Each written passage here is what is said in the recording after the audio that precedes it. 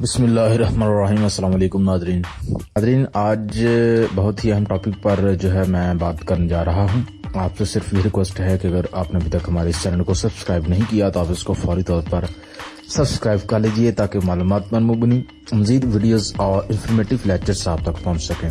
ناظرین، آج ہم بات کرنے جا رہے ہیں گردشی قرضے کے حوالے سے۔ ہم اکثر و بیشتر سنتے رہتے ہیں کہ گردشی قرضے وہ بڑھ چکے ہیں اور حکومت وہ گردشی قرضے وہ ادا نہیں کر رہی، جس کی وجہ سے بجلی کی لوڈ شیڈنگ میں اضافہ ہو رہا ہے۔ آپ کو معلوم ہے کہ بجلی وہ عصر حاضر کے لوازمات میں سے ایک اہم ترین لازمہ ہے، جس کے بغیر آپ ترقی و خوشحالی تو دور کی بات، پرسکون طریقے سے زندگی گزارنے کا بھی تصور محال ہے۔ یہی وجہ ہے کہ اہلیان پاکستان ایک عرصہ سے بجلی کے بحران کے بعد ذہنی اذیت سے دوچار ہیں۔ معیشت پر پڑنے والے منفی اثرات سب پر عیاں ہیں۔ بجلی کے بحران کی وجہ سے پاکستانی مصنوعات کی پیداواری لاگت بڑھی تو لا محالہ اس کا اثر ایکسپورٹ پر پڑا، اور یورپی یونین سے GSP+ کا درجہ ملنے کے باوجود زر مبادلہ کمانا تو دور کی بات، ملکی معیشت اس وقت الٹا عدم استحکام کا شکار ہو چکی ہے۔ پاکستان کی ایکسپورٹ میں زیادہ تر حصہ ٹیکسٹائل مصنوعات کا ہے، لیکن توانائی کے بحران نے 1/4 صنعتوں کو تاڑے لگوا دیے ہیں، جس سے بے روزگاری کو ہوا ملی ہے۔ آخر کیا وجہ ہے کہ ہماری پچھلی 3 حکومتیں یہ مسئلہ حل کرنے میں کامیاب نہ ہو پائیں؟ ماہرین اس کی بنیادی وجہ گردشی قرضے یعنی کہ سرکلر ڈیٹ وہ قرار دیتے ہیں۔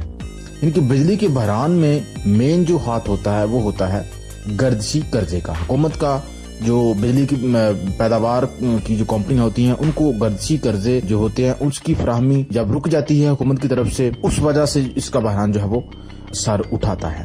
یہ گردشی قرضہ کیا ہے اور اس کو کس طرح سے حل کیا جا سکتا ہے، اس بارے میں تفصیل سے جانتے ہیں۔ پاکستان میں بجلی پیدا کرنے والی سرکاری و نجی کمپنیاں جو مجموعی طور پر جن کوز کہلاتی ہیں، تیل پیدا کرنے والی مقامی اور بین الاقوامی کمپنی سے تیل خریدتی اور بجلی پیدا کر کے اسے بجلی خریدنے والے قومی ادارے CPPA کو فروخت کر دیتی ہیں۔ بجلی کی پیداواری لاگت اس قدر زیادہ ہے کہ حکومت براہ راست یا بالواسطہ اس کی قیمت کم کر کے عوام تک پہنچاتی ہے۔ اس سے قیمت خرید دیگر اخراجات اور پیداواری لاگتوں کا مقابلہ نہیں کر سکتی۔ اس طرح سے اخراجات اور وصولی میں براہ راست ایک خلیج پیدا ہو جاتی ہے۔ اس کو گردشی قرضے کا نام دیا جاتا ہے۔ یہ رقم حکومت ادا کرتی ہے۔ علاوہ ازیں بجلی کی قیمت خریدار سے پیداواری یونٹ تک پہنچنے میں ایک وقت درکار ہوتا ہے۔ اس دوران رقم کا بندوبست کرنا اور پیداواری یونٹ تک پہنچانا بھی حکومت کے ذمہ میں آ جاتا ہے۔ ایک اور قباحت یہ بھی ہے گردشی قرضے کی کہ CPPA کو تقسیم کار اداروں سے جو محاصل ملتے ہیں وہ انتہائی کم ہوتے ہیں، لہذا تیل کمپنی کو مطلوبہ رقم نہ دینے پر تیل کی تقسیم کا عمل رک جاتا ہے، جسے جاری رکھنے کے لیے حکومت سبسڈی دیتی ہے۔ لیکن محاصل کی وصولی کا غیر منظم ہونا گردشی قرضے بڑھانے کا باعث بنتا ہے۔ اس وقت پاکستان کی حکومت پر تقریباً 800 ارب روپے کے جو گردشی قرضے وہ واجب الادا ہو چکے ہیں۔ حضرت، یہاں پر یہ بات بہت ہی افسوس کے ساتھ کہی جا سکتی ہے کہ جب دنیا توانائی کے حصول کے جدید ترین ذرائع استعمال کر رہی ہے، ہم آئل سے بجلی بنا رہے ہیں، بلکہ بجلی کی پیداوار کا زیادہ تر انحصار ہی فرنس آئل سے ہے، اور یہ بجلی بنانے کا مہنگا ترین ذریعہ ہے۔ عالمی منڈی میں تیل کی قیمتوں میں اضافے سے فرنس آئل مہنگا ہونا یقینی بات ہوتی ہے، تو فیول ایڈجسٹمنٹ کی مد میں بھی بجلی مہنگی ہو جاتی ہے۔